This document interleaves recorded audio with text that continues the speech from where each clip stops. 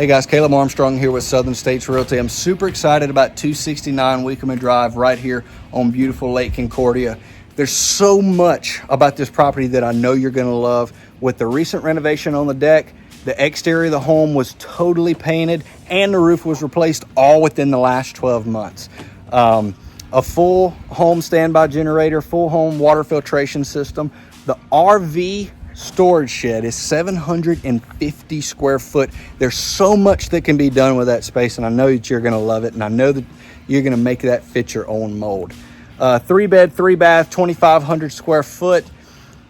Right across the road is no home. It's just an open field, so you feel like you're in the country. You're off the highway. It's nice, secluded, and quiet out here. The Blue Hole is just a rod cast away, and that is known for having the best fishing on Lake Concordia.